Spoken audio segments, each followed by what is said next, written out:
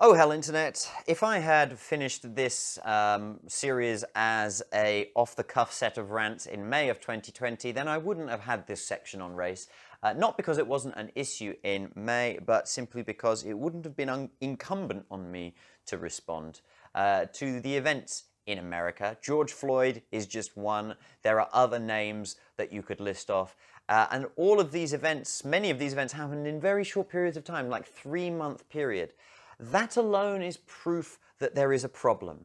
If the police are there genuinely to serve and protect, then it should not be possible at all to find this many examples of any race in a year, let alone a quarter. The police are of course necessary, and it is a hard job, perhaps more so in America, as we will see, but they should always be de-escalating a situation. And the American police simply do not do that as a general rule. And it does not require that the police are bad people. And anyone who claims I'm saying that is being blatantly dishonest.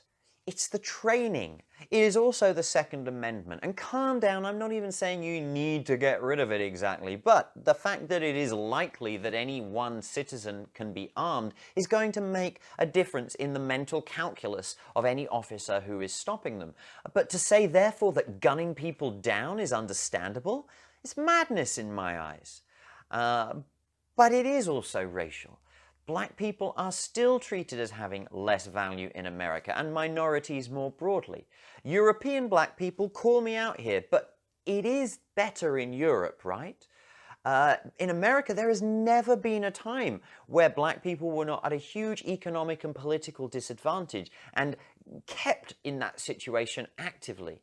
And when you're at a huge economic disadvantage, it's possible that your decision-making paradigm can be skewed, which would be true for any human. Now, I do not know any of the statistics in enough detail to say I have a clearly understood opinion. But let me grant a whole bunch of stuff for the sake of argument. Let's say that I believe the statistics of so-called black-on-black crime and the stereotypes of gang culture and behaviors.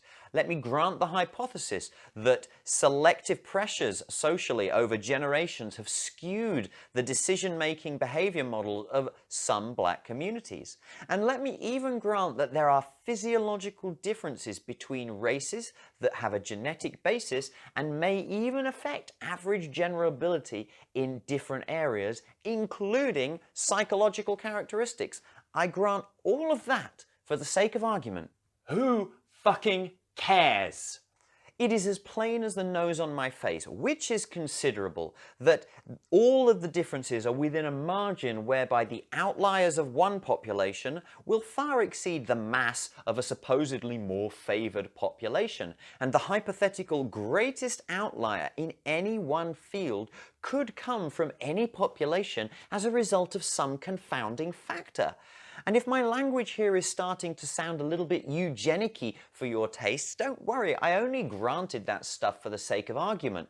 But I will also be honest, the proliferation of genetic technology and some of our recent discoveries around the way that biochemistry works is a problem that I do fear building up for us in the future for a number of different reasons.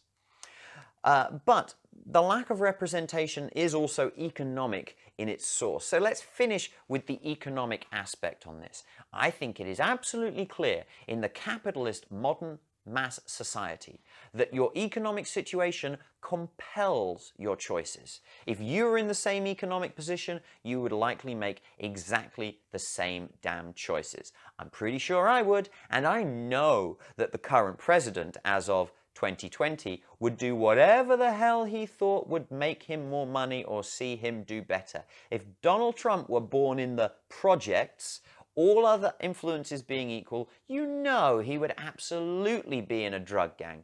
Guaranteed, because he's just as much of a self-aggrandizing thug as any other gang member, with arguably less social conscience.